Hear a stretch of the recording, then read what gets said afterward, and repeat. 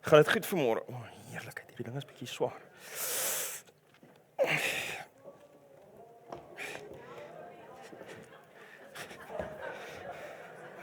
Die kinders van vandag. Ek hoop julle weet dit was totaal en al 'n sprits. Maar dis eintlik tot die punt toe. Die inleiding van vanmôre se reeks. Ons is besig met die mekaar uitsprake. En ons het laasweek bietjie gefokus op ons met mekaar kan dra.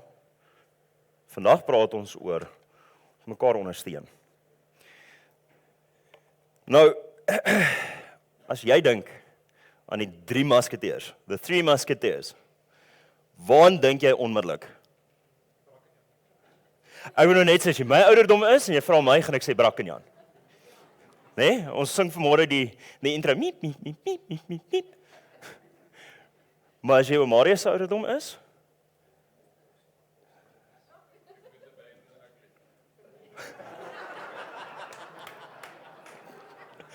ek kan nie stry met daai ene nie. Dis seker hulle lese. Nie waar nie? One for all? Jy, mense praat saam vandag. Kyk. Nee, all for one for all. One for all for one. En wat interessant is hierdie storie is geskryf in 1844, so oud soos Marius, dis kom hy weet hiervan. En ek weet van Brakkenjan. Maar die hele ding gaan oor die lese, een vir almal en almal vir een.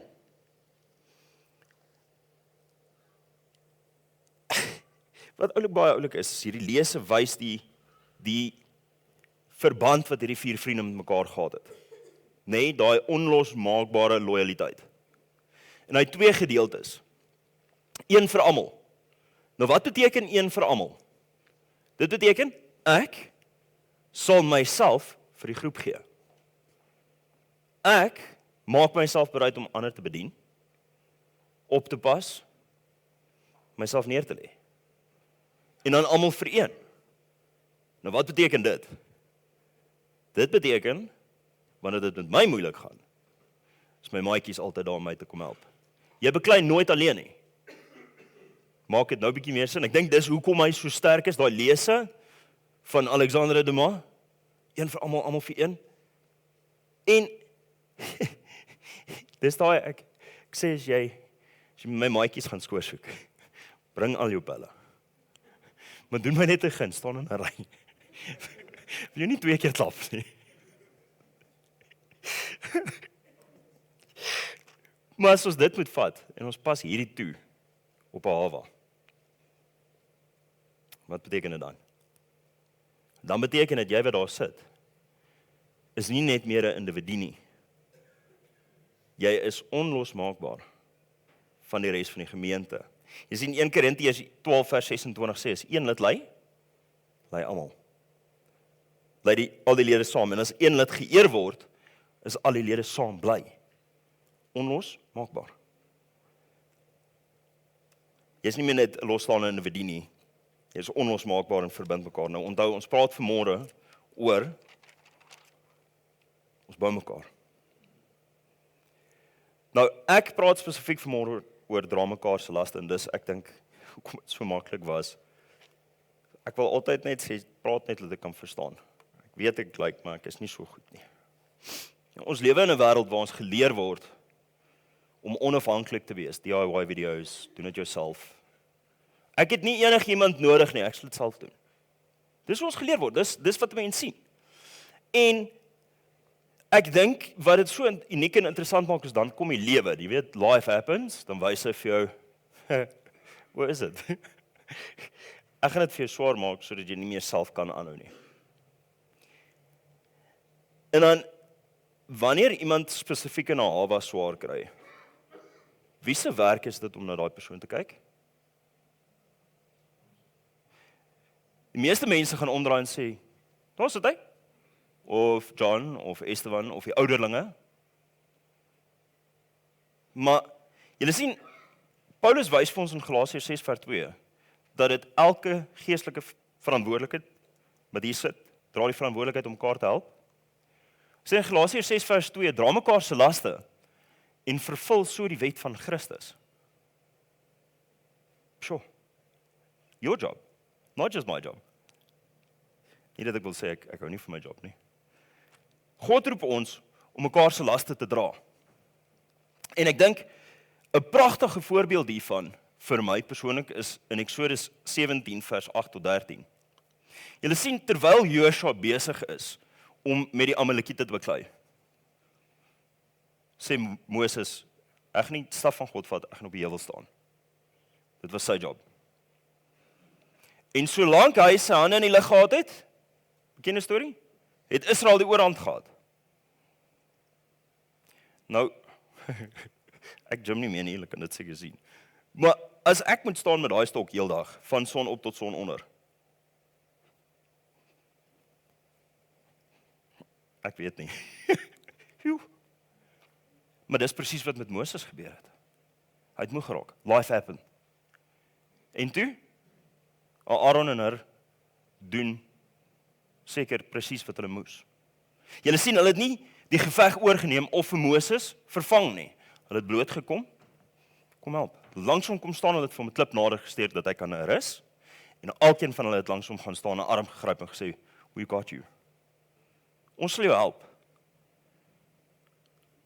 Nie, ek gaan dit vir jou probeer oplos nie. Hoe kan ek jou help? En omdat hulle, hoor mooi wat ek sê, omdat hulle sy las help dra het, het Israel gewen. Jy gehoor wat sê ek? Omdat hulle sy las help dra het, het Israel gewen. Verstaan julle die impak van jy wat langs iemand gaan staan? Jy hoef nie net, daar soos hy, langs hom gaan staan. Jy hoef nie net noodwendig hulle probleme vir hulle te gaan oplos. Want dis nie wat dit beteken nie. Om mekaar se laste te dra, is presies wat Paulus ons sê in Galasiërs 6 vers 2. Soms moet jy net langs iemand gaan staan. Soos wat Marius nou gesê het, by iemand sit. Net 'n oor gee. Hoe kan ek jou help? Moet ek net luister? Moet ek net drukkie gee? Maar hoe gaan jy weet as jy nie vra nie? Wie is jou Moses in jou lewe? Vir wie kan jy hierdie week 'n Aaron of Hur wees? Maak jou oë toe. Vra die Here om daai persoon in jou lewe vir jou bekend te maak, dat jy kan uitreik. So leef ons die wet van Christus uit. Nie net wanneer iemand of wanneer ons wegkyk as iemand swaar kry nie, maar wanneer ons ingryp. Wanneer ons saam staan, want dit maak ons sterker. Een vir almal. Een vir almal.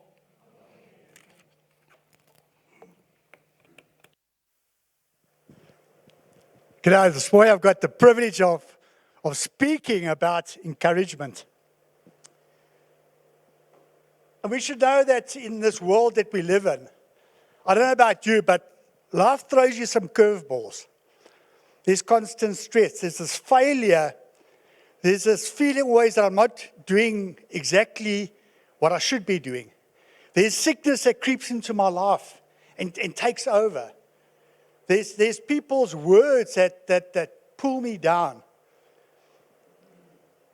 And I don't know about you, but I think everyone in this congregation has reached a time in their life where it hasn't gone well.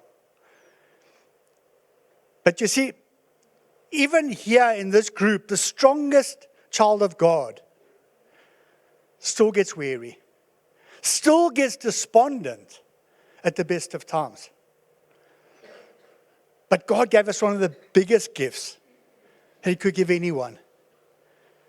And that's encouragement.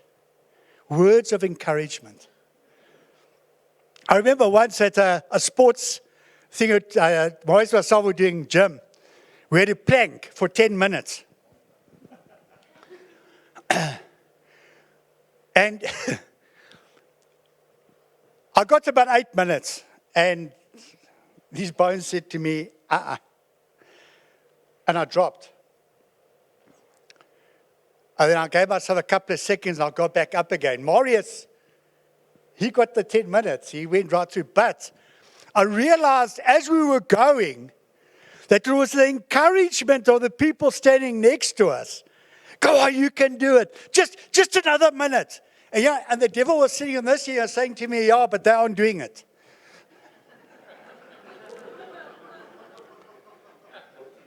So, with one moment, I'm getting encouraged to do something. And in the other ear, I've got Slowfoot telling me something else. And it's difficult. But if we look in the word, Hebrews 3 verse 13, it says, but encourage one another daily, as long as it is called today, so that none of you may be hardened by sin's deceitfulness. And I want to break this up into three, because there's three truths in this verse. First of all, it says, we're all called to encourage. Now, that, as Esteban correctly said, it's just not the selected few of us that need to encourage. The people at the door, an equity that encourages people as they come in, or the worship band that are called to encourage. We are all being asked to encourage each other, to carry each other. The second was, it should be a daily process of encouraging each other. If I get out of bed and I see my wife's not in a good spot, it's my duty to encourage her, to lift her up, to carry her. Isn't that what we're called to do? And the next one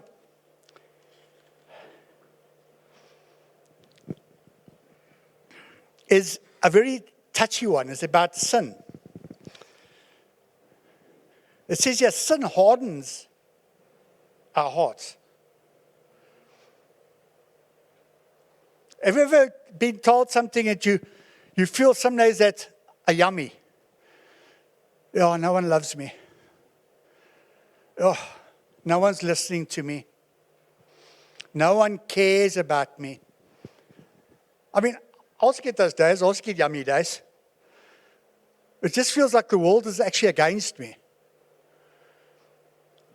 And all it takes is someone, just one person here, to say to me, yo, John, do you know what? The Lord loves you. He loves you with all his heart. And that pickup that he gives, that pickup of that word, does wonders. It changes your whole thought pattern that's inside you. That someone actually cares about me. Someone died on the cross for me. Wow. And I thought everyone was against me. For 1 minute I thought everyone was against me. No one loved me. And the devil is constantly whispering these little things in your ears to make you feel less a child of God.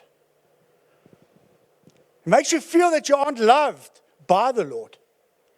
That you aren't loved by the people that are sitting next to you. And then you become despondent straight away. You see, God uses every single one of us here in extraordinary ways. Extraordinary ways. Every single one of you can use to encourage someone.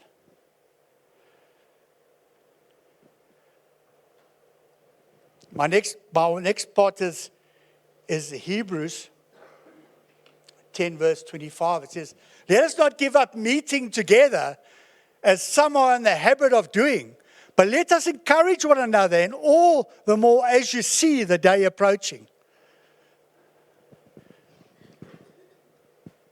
If you're walking in here on a Sunday morning, just to hear a sermon, you're here for the wrong purpose. You're here for the wrong purpose. You walk through those doors there for a couple of reasons. One is to worship God together.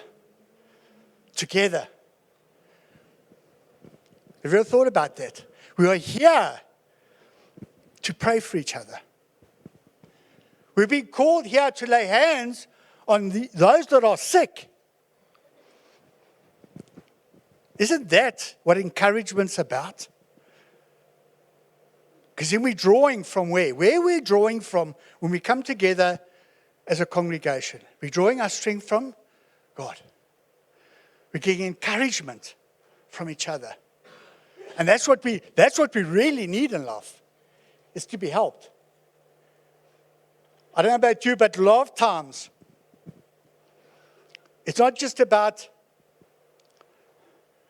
what people tell you. Because a lot of times people can say, things will get better. Don't worry about it. Things will get better, man. Don't worry about it. Tomorrow's another day.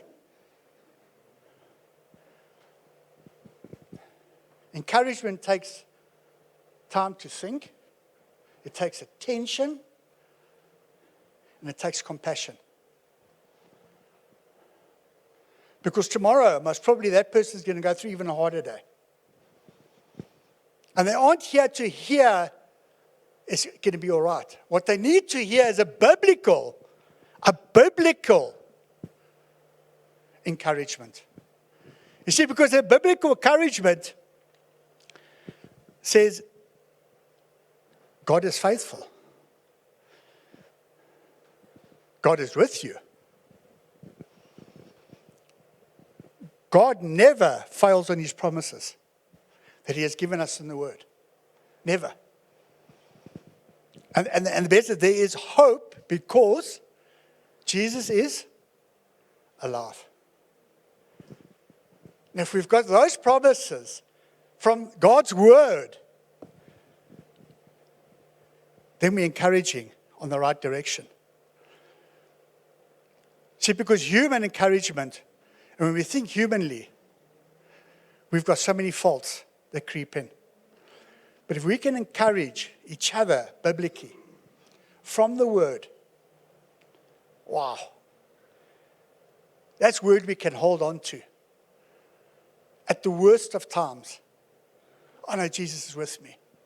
Even though the day looks so dark, I know, right here within me, Jesus is walking. The Holy Spirit is with me, guiding me through everything. You see, biblical word builds. And you feel secure. Isn't that what you want in life, is to feel secure? Every one of us here, to roll it up, everyone here is either coming out of a battle, is in a battle, or one of us are going into a battle.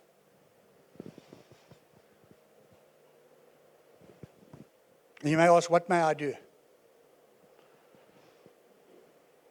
You ask each other, who can we pray for? Who can I go just listen? Just sit and listen.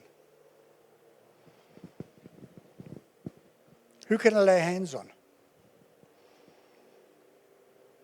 Who can I go and visit?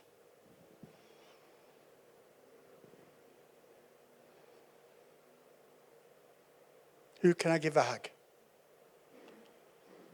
Because when we get to that situation where we start caring for each other here, and we start encouraging each other out of the most difficult times, you see Jesus being glorified in the way, everything you do.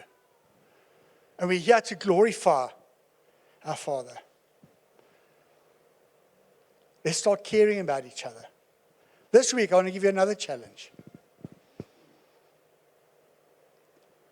Take one person, just one person, and give them words of encouragement, but biblical words of encouragement. And I promise you, a word will never return empty. And that I promise you, a word will never return empty.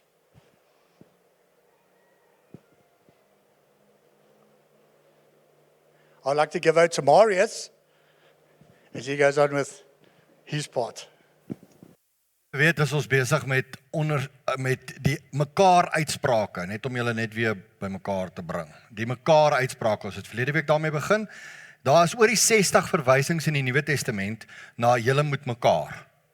En ten minste 35 van hulle verskil dat dit 'n ander mekaar uitspraak is. Dis so belangrik in die kerk van Christus in die Nuwe Testament dat ons besef dat ons moet mekaar. En dis waarmee ons besig is. Verlede week het ons bietjie met jou gepraat oor 'n paar punte oor bou mekaar. Hierdie week praat ons met jou oor ondersteun mekaar. Volgende week gaan ons met jou praat oor ons moet mekaar in verhouding lewe. En dan die laaste week gaan ons met jou praat oor moenie mekaar. Okay, daar's ook uitsprake in die Bybel wat sê moenie mekaar. En so aan. So al hierdie mekaar uitsprake en dit is wat Esteban en John vanoggend mee begin het. En om vir ons net te sê hoe belangrik dit is dat ons mekaar moet ondersteun. En die volgende uitspraak waaroor ons moet praat van mekaar is die uitspraak bid vir mekaar. Nou, jy kan vir my sê Marius, maar dis logies. Dis logika. Ek is 'n kind van die Here, dit is deel van my DNA. Ons moet vir mekaar bid. Maar dan kom die volgende vraag. Kyk, Jakobus sê vir ons dit baie duidelik en dit is nie en daar's twee uitsprake wat mekaar uitsprake is in hierdie een vers. Die een is bely mekaar julle misdade en bid vir mekaar. Dis interessant as 'n mens bietjie begin dink en Bybelstudie doen. Onthou, en 'n ander ding so by the way tussen hakies, ons gaan nie oor al die mekaar uitsprake in hierdie reeksie kan praat nie. Dit is jou verantwoordelikheid om Bybelstudie te gaan doen. En is so maklik nou so daar om net vir enige Bybelkonkordansie te gaan kyk waar staan alles bid vir mekaar of mekaar wat ook al, of jy kan jou goeie vriend vra Google of ChatGPT of een van daai ander wat gered is al Grok en so aan, dat jy vir hulle kan vra en hulle kan vir jou hele lys gee en so aan van hierdie goeie. So dis nie eens moeilik om die inligting te kry nie. Die groot ding is nie om die informasie te hê nie. As ek vir jou sê bid vir mekaar, gaan jy vir my sê ek weet. Maar wat is die volgende vraag? Hoe? So hier kom Jakobus en Jakobus maak eers 'n koneksie. En dan gaan ek nou by die hoe kom. Jakobus maak 'n koneksie. Hy sê bely mekaar julle misdade. En nou skrik ek. Want nou hier begin ons nou na verhouding toe te gaan. Want jy sien, ek het nie vrymoedigheid om my misdade, my tekortkominge, my battles wat ek deurgaan met jou te deel nie, want ek en jy is nie in verhouding nie.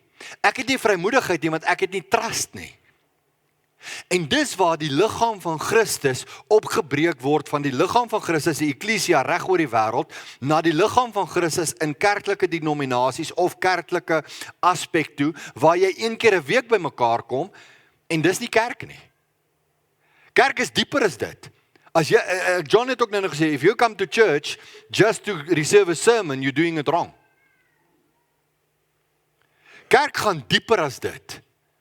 Ek moet in verhouding lewe, ons gaan volgende week daaroor praat. Maar om 'n verhouding te lewe, moet ek en jy 'n vertrouensverhouding met mekaar hê. Ek moet vrymoedigheid hê, en hier kom dit nou, om by 'n omgeegroep, wat 'n kleiner groep is, wat my mense is, waar ek op 'n donderdag aand in ons geval, kan ek met die grootste vrymoedigheid van ons omgeegroep sê, ouens, ek is bietjie af. Ek voel nie lekker nie. Ek is emosioneel nie lekker nie. Ek voel fisies nie lekker nie. En weet jy wat, ek het soveel vrymoedigheid met my omgegroep om selfs vir dit te sê, ouens, ek weet ek is die predikant. Maar weet julle wat, ek is geestelik nie op 'n goeie plek nie. En ek weet, dit gaan tussen my en my vriende van die omgegroep bly. Ek kan my misdade, my tekortkominge, my struggles, kan ek teenoor hulle bely. En dit bou verhouding. En dan kan ons effektief vir mekaar bid. Maak dit sin?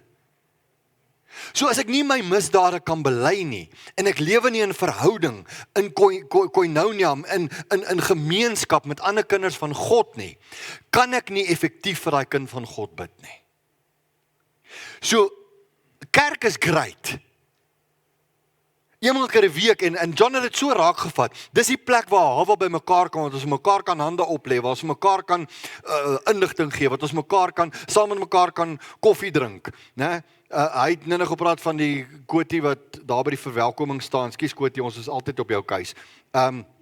wat by verwelkoming is, en sy laat die mense verwelkom. Maar ek wil net sê, die mense wat my die meeste encourage is koffie en tee bediening. Rarig. Dankie koffie en tee bediening. Ek kan opstaan in die oggend en weet ek gaan 'n koppie lekker koffie by die kerk kry. Dis klaar genoeg motivering om my stert uit die vere uit te kry op 'n Sondagmôre. Dis nou tongenietjies. Maar julle verstaan wat ek sê, en so is ons hier om vir mekaar te bid, ons is hier om vir mekaar hande op te lê, ons is hier om mekaar te ondersteun, ons is hier om in verhouding te lewe.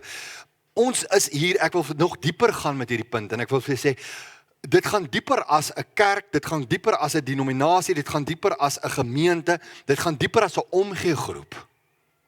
Dit gaan na my persoonlike verhouding met God. Elke dag, 24/7, 365. Bid vir mekaar. Ek het vanoggend 'n ondervinding gehad, ek het nie gedink ek gaan dit vir julle vertel nie. Ek stop toe nou vanmôre, my lus vir koffie het toe nou my oorweldig, voor ek nog by die kerk is. Wat gewoonlik gebeur. Either maak ek vir my koffie by die huis, of ek ry net van my huis af tot by die naaste Seattle. En dan Seattle ek net gou 'n bietjie daar. Settle mense, settle. Dit is waarvoor dit staan. Jy moet net daar settle gou. Maar ek stap toe vanmôre by my geliefkoeste baristas in, en ek staan daar by hulle, en die ou stel homself vir my, hy sê vir my, "Where are you going? You're going to work." Nou wil ek nie vir hom sê, "Yes, I'm going to work," nie. Hy sê, "No, I'm going to church." En hy sê vir my, "Please pray for us when you get there. My name is Philip and this is Veronica, dink ek." Maar dis okay. Die Here weet. En hy sê, "Will you pray for me at church?" Ek sê vir hom, "No, I'm going to forget." Nou haal ek my beste Engels uit, né? "I will forget to pray for you," sê ek. Nee, ek lieg. Ek het dit mooi gesê. Maar wat ek te doen is, ek sê vir hulle, "Let's pray. Let's pray now.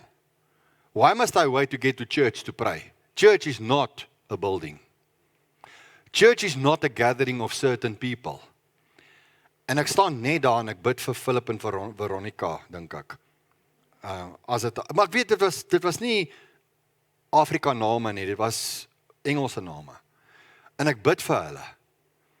Maar ek bid dat die Here hulle sal seën, dat die Here hulle sal bless, dat die Here met hulle sal wees, dat die Here hulle sal encourage, dat die Here met hulle sal wees. En ek sê amen, en hulle het albei sê kliphard amen.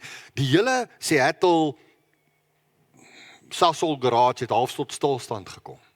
Almal het geluister na die gebed. En soos ek uitloop, sê 'n klomp vir my, "Thank you, thank you, thank you."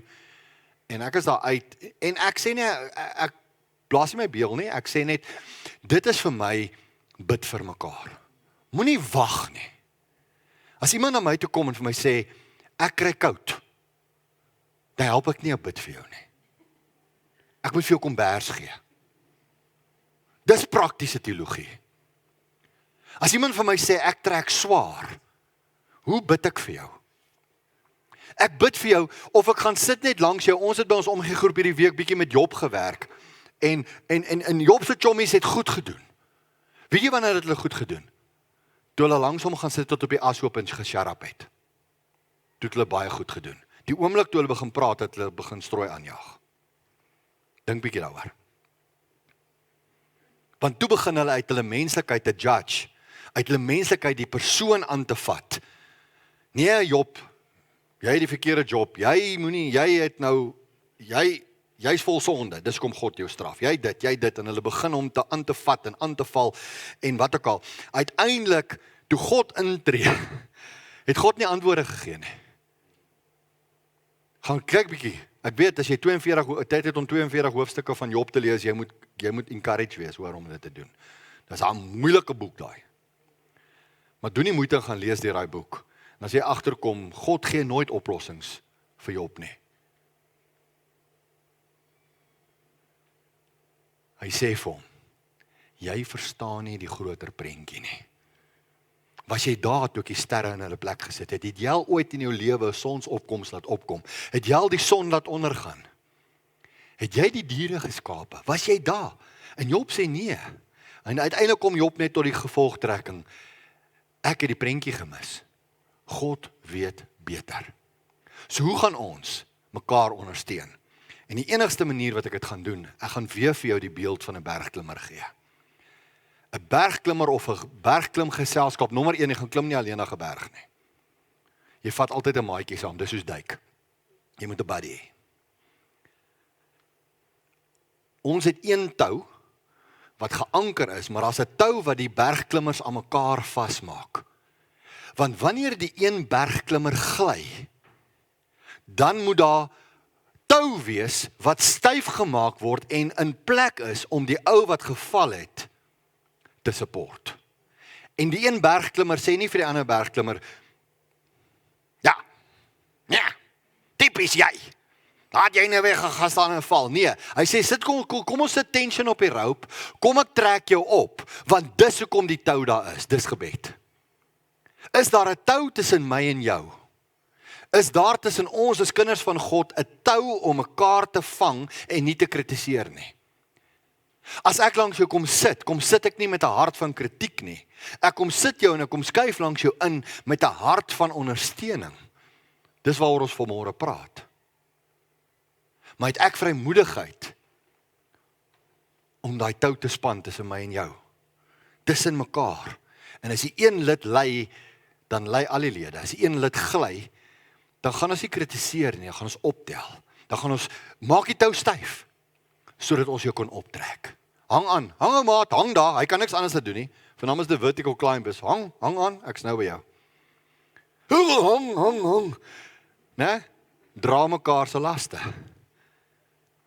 Anders is dit, miskien sal hy stil hê na die tweede bounce. Het jy iets gebreek? Ek val nog. Hoor jy, doef. Het jy iets gebreek? Hier's niks om te breek hier onder nie. Sorry, Marius, fokus. Bid vir mekaar. Hoe gaan ons vir mekaar bid? En daar is nie, Jakobus sê vir ons hoe om te bid. Of nee, hy sê vir ons moet vir mekaar bid. Ekskuus. Maar Jesus sê vir ons hoe ons vir mekaar moet bid. En nou moet jy 'n Bybelstudie gaan doen. Okay, jy moet gaan neerskryf. En jy moet vir my 'n Bybelstudie gaan doen oor Johannes 17. Johannes 17 word genoem die hoë priesterlike gebed. Dit is toe Jesus, hoor gou hierso, vir my gebid het. Toe Jesus vir jou gebid het. Toe Jesus net voor hy gekruisig is, het hy vir ons gebid. En ek sê nou vir julle, Jakobus gee vir ons die opdrag, bid vir mekaar. Jesus wys ons hoe om vir mekaar te bid. En ek wil gou vir jou wys. Die eerste ding waarvoor Jesus vir ons bid. Hy bid dit vir sy disippels en dan sê hy, nie net hulle nie, maar ook die wat u nog vir my gaan gee. Wie's dit? Ons. So, kan jy imagine, Jesus het vir jou gebid, maar hy het nie gebid dat dit net met jou goed gaan nie. Hy het nie gebid net vir seëninge nie. Hy het nie net gebid dat, ag Here, help hulle met hulle inkomstes, Here, help hulle met hulle gesondheid, help hulle wat kyk. Hy het gebid, sy eerste ding waarvoor hy gebid het is, Here, bewaar hulle. Jy kan gaan neerskryf, Johannes 17 vers 11, sê, en ek is nie meer in die wêreld nie, maar hulle is in die wêreld, dis nou ons. Hy sê, en ek kom na u toe, hy's besig om met God die Vader te praat, hy sê, Heilige Vader, bewaar in u naam die wat u my gegee het, sodat hulle een kan wees, net soos ons. Dis eintlik 'n baie diep gebed, net hierdie is 'n preek op sy eie. So, dis nie 'n kwessie van net Jakobus 5:16 sê, bid vir mekaar nie. Ek en jy wil weet, Here, maar hoe moet ek vir my gemeente bid? En die Here sê vir my vanmôre, Marius, bid dat hulle bewaar sal word. Bid vir bewaring. Here, bewaar hulle. Bid dat hulle naby u sal bly. Dat u hulle naby aan u sal hou. Want hulle is nog in die wêreld en daar gaan versoekings kom. Daar gaan bad tye kom. Die volgende ding is, Jesus bid vir ons vir blydskap of vir vreugde. Hy sê in Johannes 17:13 vir ons, dat ons vir mekaar, en maar nou kom ek na u toe, ek spreek hierdie dinge in die wêreld, sodat hulle my blydskap volkome in hulle kan hê. Here, ek bid vir Hawe Familiekerk vanmôre, dat u blydskap, u vreugde in hulle sal wees. Kom ons definieer sy blydskap. Nie my blydskap nie, nie my definisie van blydskap nie. Vir my kan my blydskap in 'n paycheck lê. Vir my kan my blydskap in 'n kombers lê. Vir my kan my blydskap in 'n huis lê. Vir my kan maar dit is tydelike blydskap. Hy het nou gesê ek is nie in die wêreld nie. Hy bid nie vir ons vir wêreldse goed nie. Hy bid vir ons vir geestelike blydskap. Wat gaan jou verbly in Christus? Dis die vraag. Wat gaan jou hart in Christus bly maak? Wat gaan jou hart, dat jy gevul sal wees met vreugde? Wat is ware vreugde? Julle is baie van ons, né, wat buitekant smile. Maar ons het nie binnekant vreugde en blydskap nie. Smile and wave. Kan ek teruggaan na Jakobus 5:16 toe met hierdie geval en sê bely mekaar julle misdade en bid vir mekaar. So wanneer ek nie in verhouding met jou lewe nie, as my medekind van die Here nie, en ek het nie vrymoedigheid om met jou te praat nie, ek het nie vrymoedigheid om met God te praat, gaan my blydskap nooit volkome wees nie. Wat is blydskap in Christus? Nie my tydelike omstandighede nie, maar my ewige omstandighede. En dis my grootste blydskap.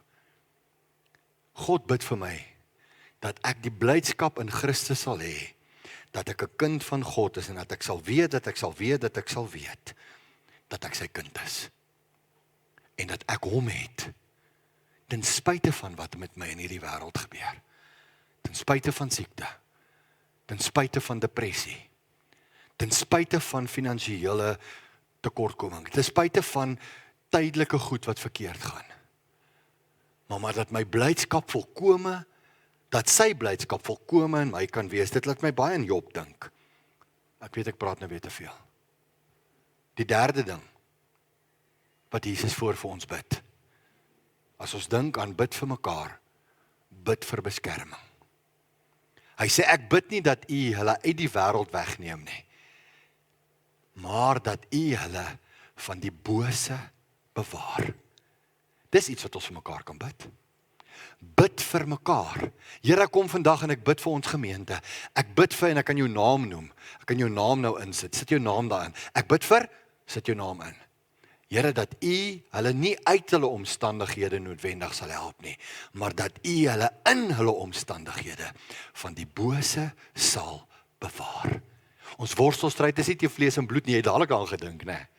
Jy het gedink aan Efesiërs 6, nou net so die soos dit ek weet. Jy het gedink aan Efesiërs 6 vers 12 wat sê, ons worstelstryd is nie teen vlees en bloed nie. My worstelstryd is nie met John en Esteban en met enige een van julle hierson nie. My worstelstryd is teen die bose magte, die owerhede, die magte van die duisternis. Dis waar ons worstelstryd sit. En dis waarteen ons moet bid vir mekaar. Hierdie goed is nie personal goed nie. Hierdie is nie, Here seën my, Here bewaar my, Here wees met my, Here voorsien vir my. Kom julle agter, hierdie goeders is alles anderster. Dis die hoëpriesterlike gebed wat my leer hoe om vir mekaar te bid. Here, ek bid dat u, Hawe Familiekerk, elke lidmaat, elke besoeker, elke persoon, Here bewaar ons van die bose. Want hy loop rond soos 'n brullende leeu en hy soek wie hy kan verslind. My tweede laaste puntjie. Here, hier kom Jesus en hy bid, heilig hulle in u waarheid. U woord is die waarheid. Hoe kan ek vir jou bid? Ek bid vir jou 'n geheiligde lewe. Ek bid vir jou 'n lewe wat jy besig is om progressief nader te groei aan die beeld van Christus. Dis wat ek jou toebid. En partykeer in hierdie omstandighede wat ek progressief nader aan die beeld van Christus word, Johannes 3:30, dat ek minder word en hy meer word in my lewe, beteken daar gaan storms wees. Dit beteken daar gaan teëspoed wees, daar gaan potholes wees. Daar gaan partykeer 'n hobbel in my pad kom. Maar Here, ek bid vandag met my hart, As ek dink aan ons tema van vandag, ondersteun mekaar, dan is dit dra mekaar se laste. Ja, ons bemoedig mekaar, maar hoe gaan ons dit vasmaak? Deur vir mekaar te bid. En nie oppervlakkige gebede nie, nie rympies nie. Maar dalk kan ons uit die hoëpriesterlike gebed 'n paar dinge gaan haal en sê, Here, ek bid vir jou naam, Andries. Here, dat U vir Andries, dat U vir Stephanie, dat U vir Monique, dat U vir Niels, dat U vir Lammy, dat U vir Michelle sal help op haar pad om meer en meer soos U te word. Dis die gebed wat ons moet bid. Die laaste enetjie. Nou, onthou, jy moet alles gaan lees. Ek knit one, skip one, soos 'n gaatjiespatroon nou, né? OK. Hy sê hy bid vir eenheid. Johannes 17 vers 20 en 21, jy moet eintlik vers 22 by hom lees. Hy sê, maar ek bid nie vir hulle alleen nie, maar ook vir die wat deur hulle woord in my sal glo, dat almal een mag wees, net soos U Vader in my en ek in U, dat hulle ook in ons een mag wees. Sodat die wêreld kan glo dat U my gestuur het. Hierdie gebed is 'n gebed wat ek kan bid. Here, ek bid vir eenheid in gesinne. Here, ek bid vir eenheid in omgeegroepe. Ek bid vir eenheid, Here, in 'n Ahava familiekerk. Ek bid vir eenheid, nie eendragtigheid nie, eenheid in die liggaam van Christus, sodat U woord kan uitgaan, sodat U naam verheerlik kan word, sodat hulle kan weet dat U gestuur is, dat U die ware verlosser en saligmaker is. Wat 'n mooi gebed om vir mekaar te bid. Here, ek bid daar waar La Rochelle op hoërskool tussen haar maatjies loop. Here, sy het nie nodig om 'n woord te sê nie, maar sy kan net Jesus straal met wat sy is en wie sy is, sodat hulle kan sien wie hy is deur daai kind se voorbeeld. Ek bid, Here, vir Ramon waar hy op universiteit is, dat hy sal wees wat U wil hê hy moet wees, sodat sy vriende kan sien dat Christus in hom woon, en so kan ek aangaan. Ek bid vir Dante, Here, dat hy U lig sal uitstraal, en so kan ek elkeen van julle se omstandighede vat. Here, dat ons nie net 'n Sondag Christen sal wees nie. Dat ek nie net 'n omgeegroep mens sal wees nie, maar dat ek 'n verhoudingsmens sal wees. En dit is wat Jesus gedoen het. Jesus het so vir my en vir jou gebid. So dit help nie ons sê ondersteun mekaar, dra mekaar se laste en ondersteun mekaar deur mekaar te encourage nie. Daai encouragement dis so goed hanteer hierdie 2 punte. Maar dit voel vir my asof dit by mekaar moet kom deur die ondersteuning van gebed. Daar's hulle gou op 1 slide. So dis vir my so nou kom die challenge. John het julle nou ge-challenge, ek het nou vir julle Bybelstudie gegee. Julle voel nou overwhelmed, né? Hier's nou te veel, maar hou nou net op. Kom ons skoolvakansie, iemand sal huis toe gaan. OK, kom ons gaan. Wat gaan jy die week doen? Wat gaan jy die week doen? Wie se laste gaan jy dra? Hoe gaan jy hulle laste dra? Gaan jy dalk net, Here, wys vir my iemand wie se laste ek kan dra? En ek hoef nie slim te wees nie. Ek gaan net langs hulle sit. Ek gaan net my hand op hulle skouer sit. Ek staan vir jou. Wie gaan jy encourage? Hoe gaan jy hulle encourage, aanspoor? As ek hoor iemand ly aan angs, As ek hoor iemand ly aan depressie, as ek hoor iemand is in nood, wat dit ook al is, na liggaam, siel en gees, as ek hoor iemand is siek, as ek hoor iemand het bemoediging nodig, as ek hoor iemand het finansiële druk, as ek hoor iemand het een of ander probleem in verhoudings, wat gaan ek hierdie week doen? Dis die vraag. Dalk moet ons net Johannes 17 net weer gaan lees en gaan kyk, Here, hoe kan ek bid? Maak die tou styf, soos die bergklimmers. Wanneer iemand gly, dan is dit nie, ek het gewag daarvoor, ek het geweet daai man gaan val, ek het dit geweet, ek moes dit gekol het, daai ou gaan dit nie maak nie. Nee, dan is dit tyd om langs daai persoon in te skuif, en jy sê vir hom, hang in there, hang net, dis hoekom ons 'n safety tou het, ek is jou safety tou, ek is jou veilige hawe, ek is daar vir jou. Ek dink nie net aan jou nie. Ek gaan jou nie kritiseer nie. Ek gaan nie sonde soek in jou lewe nie. Ek gaan net die tou styf maak.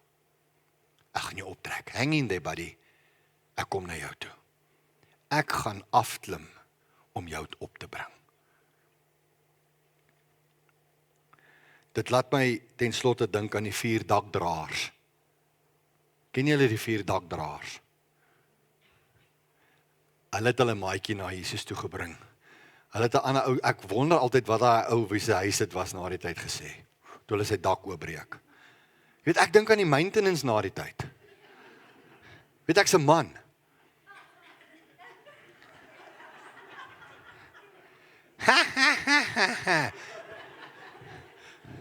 Sy sit daar en lag, want sy weet, haar maintenance is, dit sal nice wees as ons hierdie dak kon regmaak, dan sy klaar gewerk. Dit sal nice wees as ons 'n AG kan inbreek. That's it.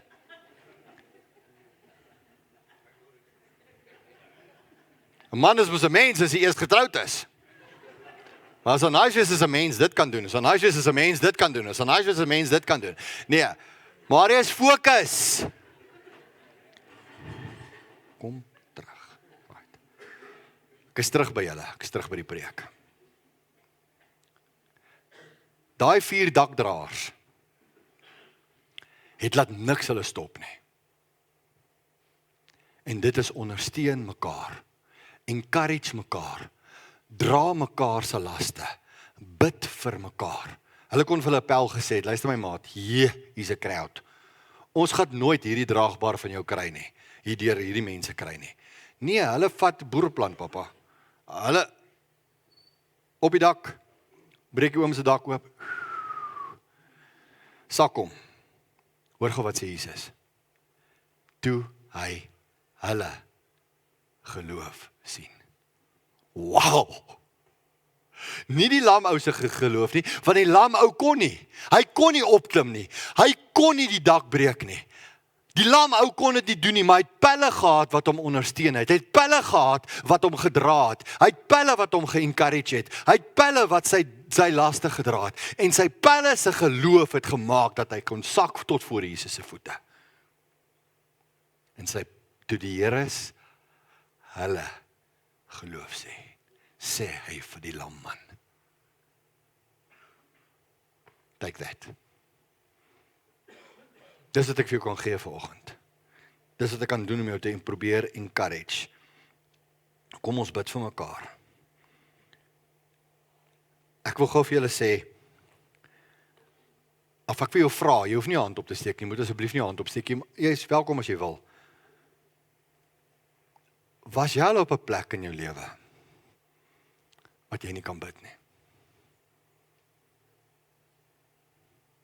Was jy al ooit so down and out,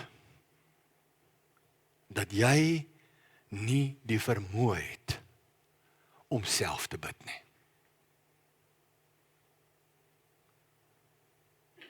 Dis kom die Bybel sê, bid vir mekaar. As jy nie kan vir jouself bid nie, ek wil. As jy nie vir jouself kan bid nie, kry iemand in jou gesin. Kry iemand in jou omgegroep. Kry iemand in die gemeente. En dis waaroor ons volgende week praat. Om mekaar te dra, kos verhouding. Mag die Here vir julle bless, mag die Here met julle wees. Mag ons in hierdie week gaan vra, Here, wys my iemand om te encourage. Wys my iemand wie se hande ek omhoog kan hou. Wys my iemand wat ek 'n klip kan nader sleep sodat hulle kan sit. Wys my. Leer my. Wees met my om hierdie week iemand se laste te dra en so te vervul die wet van Christus. Mag die Here met julle wees. Amen. As jy vanoggend enige ondersteuning nodig het, as jy vanoggend enige gebed nodig het, as jy vanoggend nodig het dat iemand jou hande moet lig, jy's down and out, I cannot do this anymore, so, on my lonesome self, ek's nie die Lone Ranger nie. Tot die Lone Ranger het vir Tonto gehad, sy perd. Maar ons moet iemand om ons kry, wat ons hande omhoog kan hou. Wil ek jou nooi, kom vorentoe. As die ander mense uitgaan, of sit net waar jy is, iemand sal by jou kom, en iemand gaan saam met jou kom bid. Mag die Here vir jou seën. Hemelse Vader, ek kom in hierdie oomblik na U toe, en ek bid dat U verhoog sal word, dat U verheerlik sal word, dat U vanoggend deur encouragement, deur mekaar se laste te dra, dat ons vanoggend hierdie ding sal snap van mekaar mense. Dat ons mekaar sal ondersteun, dat daar nie 'n plek sal wees met 'n naam, 'n kerk is met liefde nie, maar dat dit 'n plek van daad sal wees, waar ons mekaar genuine ondersteun en genuine by mekaar staan. En wanneer ons weet, ons maatjie trek swaar, dat ons nie sal sê, ek sal vir jou bid nie, maar vat iemand aan die mou en bid wat hier op jou hart is. Dat ons daai vrymoedigheid sal hê om in verhouding met mekaar te bid en dat U verheerlik sal word in Jesus se naam. Amen. Die genade van ons Here Jesus Christus, die liefde van God ons Vader, die gemeenskap van die Heilige Gees met elkeen van julle in hierdie week wat voorlê.